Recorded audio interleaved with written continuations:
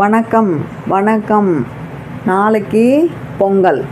நம்ம ஸ்கூல்லையே பொங்கல் விழா கொண்டாடியாச்சு. 2026 தை பொங்கல்.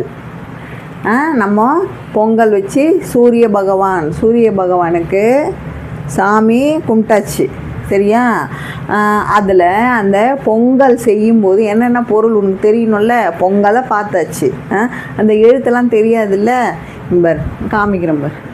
இது பொங்கலுக்கு செய்யறதுக்கு பொங்கல் செய்கிறேன் இல்லையா, அதுக்கு தேவையான பொருள்.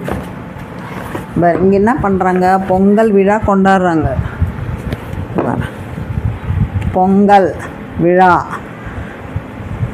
சரியா? கரும்பெல்லாம் வச்சு பொங்கல் விழா கொண்டாடியாச்சு. சரியா? ஸ்கூலில் கொண்டாடியாச்சு. இப்போது இந்த பொங்கலுக்கு இது என்ன, இது பச்சரிசி. சரியா? இது பச்சரிசி. இது பேர் பச்சரிசி. இது வெல்லம். இது முந்திரி.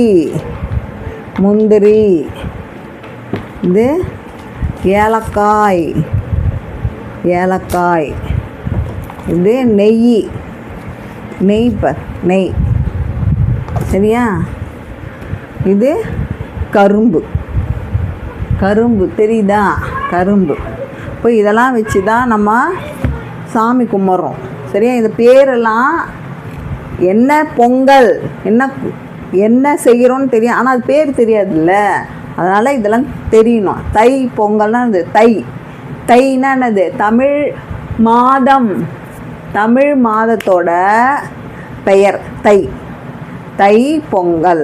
இப்போது பொங்கல் செய்ய தேவையான பொருள் பச்சரிசி, வெல்லம், இது ஏலக்காய், முந்திரி, நெய் வாசனையாக இருக்கும். அப்புறம் கரும்பு வச்சு இதெல்லாம் வச்சு சூரிய பகவானுக்கு சாமி கும்பிடுவாங்க. சரியா? தெரிஞ்சுக்கோ.